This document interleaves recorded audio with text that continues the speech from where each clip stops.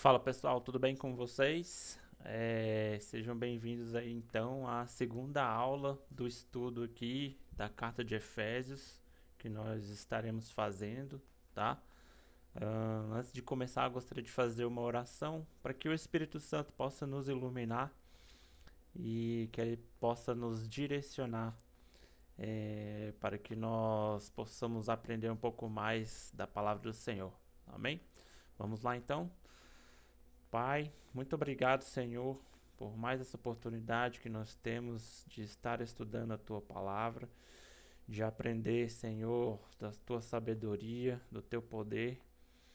Guarda, Senhor, as nossas vidas, que o Senhor possa abrir a nossa mente e que o Senhor possa derramar sobre as nossas vidas aquilo que o Senhor tem preparado para nós. Nós te louvamos, nós te agradecemos, em nome de Jesus. Amém. Beleza, galera? Vamos começar então fazendo uma recapitulação daquilo que a gente tinha estudado na primeira aula da carta de Efésios, né? Bom, a carta de Efésios é uma carta que Paulo escreveu enquanto ele estava preso em Roma, né? Ele escreveu ali por volta do ano 61 a 63 depois de Cristo, no primeiro século. E ele direcionou essa carta aos Efésios, né? Éfeso era uma colônia grega, na verdade, mas na época de Paulo, ela era ainda uma província romana, né? Então tinha muita influência de Roma ainda, né? Ah, então, na aula passada, a gente viu que Deus ele derrama grandes bênçãos sobre a nossa vida, né? Principalmente as bênçãos espirituais que a gente está falando aqui. A maior bênção espiritual que Deus nos deu foi o plano de salvação que Ele planejou antes mesmo da fundação do mundo, né? Então, esta é a maior bênção que Deus tem para as nossas vidas. Dentro desse plano, a gente viu que Deus ele nos elege como sendo seus filhos, né? Ele nos elege para sermos santos e irrepreensíveis, para que nós possamos viver diante dele em amor, em santidade. E ele também nos predestinou a sermos filhos em adoção por meio da obra de Cristo, por meio da aceitação da obra de Cristo sobre as nossas vidas, né? Então, tudo isso foi planejado e arquitetado por Deus, o Pai, né? De todos. E por meio das obras de Cristo, nós temos hoje a oportunidade de sermos remidos, né? Nós temos a remissão dos nossos pecados e nós temos a redenção ali por meio do seu sangue.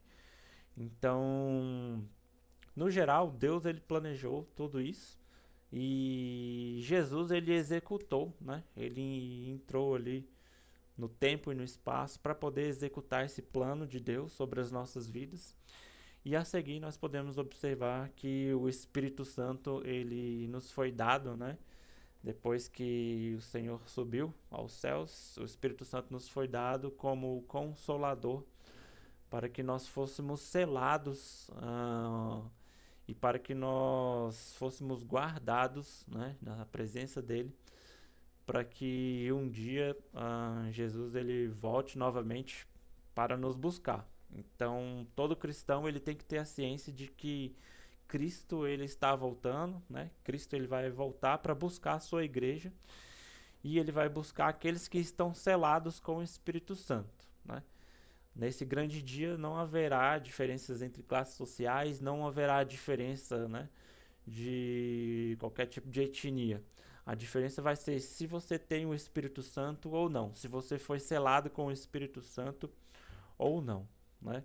Então essas três pessoas da Trindade aí, Deus Pai, Jesus e Espírito Santo, na verdade fazem parte de uma só pessoa, que é o próprio Deus, só que cada um deles teve o seu papel exercido conforme o andar da história, né? Bom, hoje nós vamos fazer então o estudo seguindo o resto do texto. Nós vamos fazer o estudo a partir do capítulo. Nós estamos ainda no capítulo 1, a gente vai fazer o estudo a partir do versículo 15 até o versículo 23, fechando ali o primeiro capítulo, tá?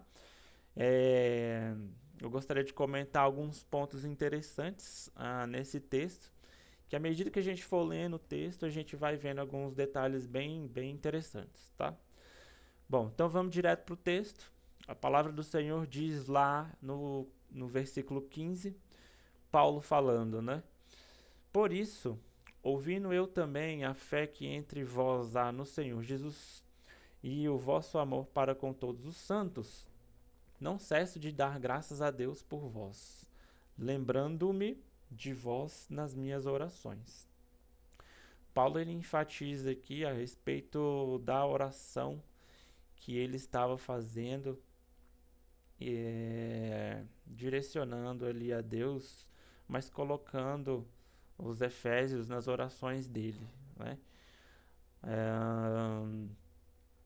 De algum modo, o apóstolo Paulo ele ficou sabendo que os efésios eles estavam focando a vida deles, né, no Senhor Jesus. De alguma forma ele sabia ali, chegou a informação para ele de que os efésios estavam vivendo o amor de Deus, que eles, né, tinham compreendido todas as pregações, eles tinham compreendido essa vivência do amor de Jesus na comunidade. E Paulo ele esboça ali um agradecimento a Deus por isso estar acontecendo, né? Contudo, ele vai falar ali que ele não cessa de dar graças a Deus por todos eles, né? Lembrando deles nas orações. E o primeiro ponto importante aqui que a gente pode verificar é a questão da oração, né? A oração ela é uma comunicação direta que você faz com Deus, né? Hoje em dia nós podemos ter esse acesso ao Senhor por meio das nossas orações. Então a oração é ali onde você vai expressar o que você está sentindo a Deus, é onde você começa a construir um relacionamento íntimo com Deus, é por intermédio das orações que você vai conhecendo também as revelações do Senhor para a sua vida, né? Então Paulo ele estava preocupado com os efésios e nas orações ele mencionava, né, a vida de todos eles, para que o Senhor abençoasse essa comunidade. Bom, continuando o texto, ele diz: para que o Deus do nosso Senhor Jesus Cristo, o Pai da glória, e aqui ele já faz a referência a respeito do Pai, né, caracterizando ali o Deus Pai, vos dê em seu conhecimento o espírito da sabedoria e da revelação. Então o apóstolo Paulo ele pede duas coisas aqui para Deus, para que Deus derrame na vida dos efésios, que é o quê? É a sabedoria e a revelação. Bom, nós sabemos que o Espírito Santo ele é capaz de nos derramar, né, sabedoria, revelação. Só que existe um ponto interessante aqui, que ele faz isso por meio do nosso entendimento, por meio do nosso conhecimento. Ele coloca aqui, ó, por meio do nosso conhecimento. Aqui atrás tem a palavra aqui, conhecimento. É interessante notar isso porque às vezes tem gente que pensa que a fé ela é ignorante, né? A fé ela não está ligada ao conhecimento, ela não está ligada ao entendimento, e muito pelo contrário.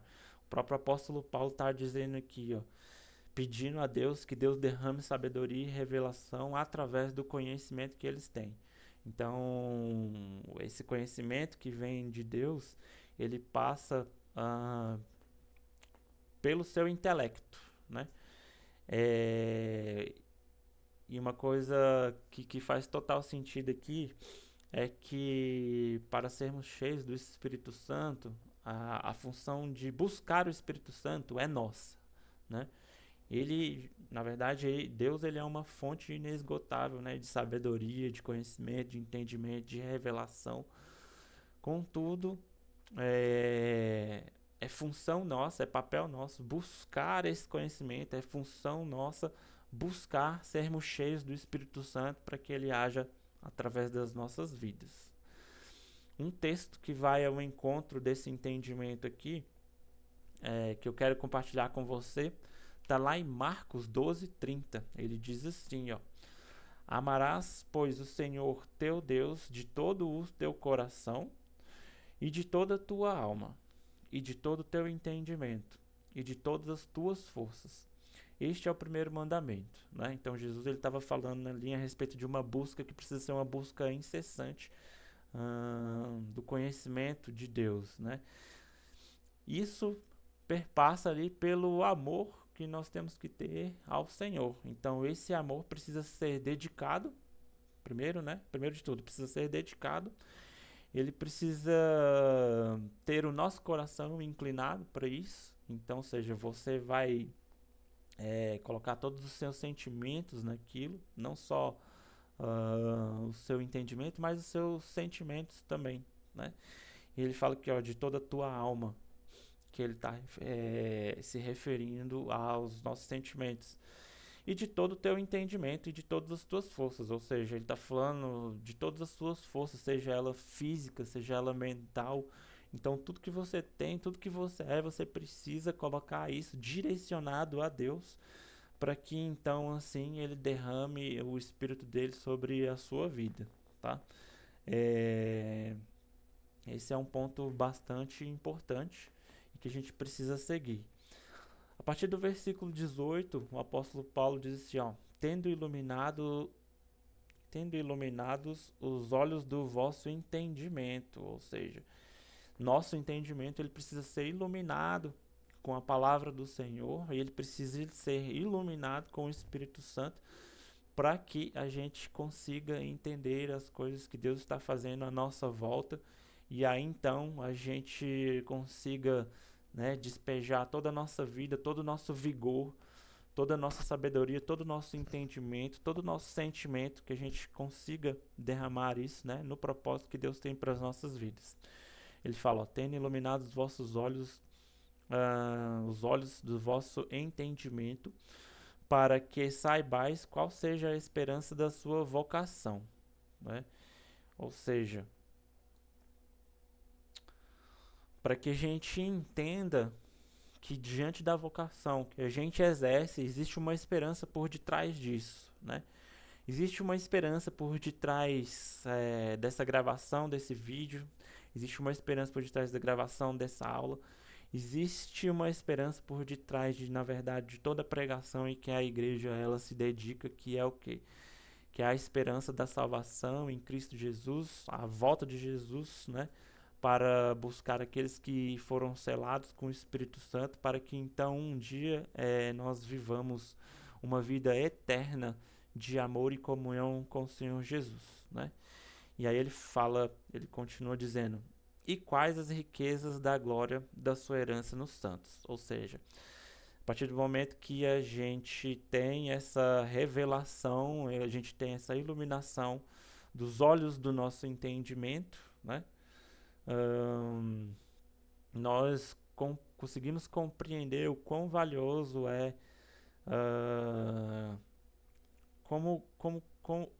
qual o valor, na verdade, das riquezas que existem na glória de Deus, e que ele derrama essa glória, essa herança sobre a vida daqueles que o buscam, né? Então, a palavra de Deus diz que nós fomos feitos da herança de Deus, né? Ou seja, fomos feitos posse de Deus por meio do sacrifício de Jesus. Só que a partir do momento que a gente se torna filho também, a gente recebe algumas heranças espirituais e essa responsabilidade de compartilhar essa palavra que aumenta a nossa visão e o nosso entendimento das coisas de Deus aos que ainda não foram iluminados, né? E ele vai dizendo, No versículo 19 ele diz: e qual a sobreexcelente grandeza do seu poder sobre nós. E aí aqui ele já está falando a respeito não só da iluminação de Deus sobre as nossas vidas, sobre o nosso entendimento, mas ele fala do poder de Deus sobre as nossas vidas, que é grande o suficiente para mudar a história de qualquer pessoa, né? E ele fala que ele puxa uma vírgula e diz: os que cremos, né? Ele faz essa condicional ali, ó. E qual a sobreexcelente grandeza do seu poder sobre nós, os que cremos, ou seja, é necessário que você creia para que Deus ele haja na sua vida e transforme toda a sua história, né? É função nossa buscar do Espírito Santo, buscar esse conhecimento. Ele diz, segundo a operação da força do seu poder. Então, Cristo ele tem um poder extremamente grande para poder mudar a história de qualquer pessoa, né? É nisso que a igreja precisa estar baseada e é nisso que a igreja precisa crer, né? De fato. Bom, esse termo aqui, os olhos do vosso entendimento, ele fala aqui, né? Tendo iluminados os olhos do vosso entendimento. Tem algumas versões que ele fala sobre a iluminação dos olhos do coração. Ele está se referindo ali a coisas que acontecem no nosso interior, no nosso coração. E aí eu queria fazer uma comparação dessa parte, desse versículo. Eu queria cruzar com algumas informações que estão no versículo de 9 a 10 de Jeremias, capítulo 17. Jeremias, capítulo 17, do 9 ao 10, ele diz assim, ó: enganoso é o coração mais do que todas as coisas, e desesperadamente corrupto. Quem o conhecerá? Eu, o Senhor, esquadrinho o coração e provo os pensamentos, e isto para dar a cada um segundo o seu proceder, segundo o fruto das suas ações. Então, nós entendemos que o conhecimento, né, na verdade, o conhecimento que vem de Deus, ele ilumina o nosso entendimento e ele ilumina o nosso coração, para que a gente consiga entender as coisas de Deus, né? Ele diz que o nosso coração é enganoso e ele é desesperadamente corrupto, ou seja, se a gente confia apenas nos nossos sentimentos, se a gente confia apenas na nossa intuição, se a gente confia apenas no nosso intelecto, né, a gente não tem uma base sólida para poder, na verdade, viver as coisas que Deus tem para nossa vida, né? É necessário que o Espírito Santo cele os nossos corações para que a gente tenha o entendimento de que nós somos de Deus, nós fomos criados, né? Imagem e semelhança de Deus, e nós fomos feitos para sermos filhos de Deus. E um dia Deus, né, Jesus, ele vai voltar para nos buscar, para buscar a sua noiva. Só que nós precisamos tomar conta do nosso coração, que é extremamente corrupto, né? Se você dá margem para viver apenas no sentimentalismo, se você dá margem na sua vida para viver apenas dos seus sentimentos, né? É como se você estivesse vivendo em um terreno totalmente inseguro, totalmente instável, né? E a palavra do Senhor vai dizer que Jesus, ele é, né, a nossa rocha, ele é a nossa base, e a gente precisa construir a nossa vida com esse alicerce, que é a palavra do Senhor. Construir a nossa vida sobre esse alicerce que é o próprio Jesus, né? E não confiar somente nas nossas intuições, né? Confiar nas nossas cogitações, nos nossos planos, confiar nos nossos sentimentos. Não. A palavra de Deus, ela consegue nos levar além disso, para que a gente viva uma vida de acordo com a palavra e não de acordo com os nossos sentimentos, tá? Bom, algumas versões também trazem, ele fala a respeito do pleno conhecimento, nesse versículo 17 aqui, ó: para que o Deus do nosso Senhor Jesus Cristo, o Pai da glória, vos dê em seu conhecimento. Tem algumas versões que falam em seu pleno conhecimento de Deus, né? A gente precisa chegar nesse pleno conhecimento de Deus, mas nós sabemos que isso vai acontecer apenas quando Jesus voltar, e quando Jesus glorificar esse corpo nosso, né? O apóstolo Paulo diz que hoje nós vemos como a nossa visão é embaçada, como se a gente estivesse vendo por meio de um espelho, assim, de um vidro que é totalmente embaçado. A gente consegue entender algumas coisas, porém a gente não consegue entender o todo, né? E quando o Espírito Santo vem sobre as nossas vidas, né, ele nos guia para que a gente busque essa iluminação e esse conhecimento pleno das coisas de Deus. E à medida que o tempo vai passando, você vai crescendo, né? A palavra de Deus diz que você vai crescendo de glória em glória no conhecimento de Deus, tá? Bom, versículo 19 ele diz: E qual sobreexcelente grandeza do seu poder sobre nós? Aqui ele já está falando a respeito do poder de Deus, sobre a vida do crente, sobre a vida daquele que crê, né, no poder de Deus, segundo a operação da força do seu poder. E aí no versículo 20 ele diz: Que manifestou em Cristo. Aqui ele está fazendo uma referência, né, do poder que a gente viu lá atrás no versículo 19, e esse poder, né, que foi manifestado em Cristo.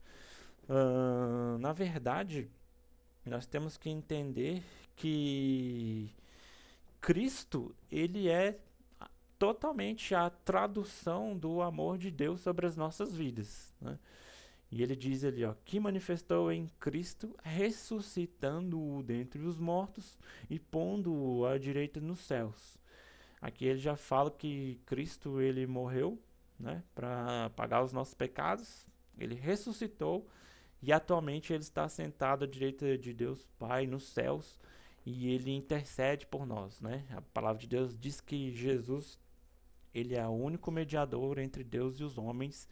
Então ele é o único que pode fazer alguma coisa por você, né, em relação à salvação.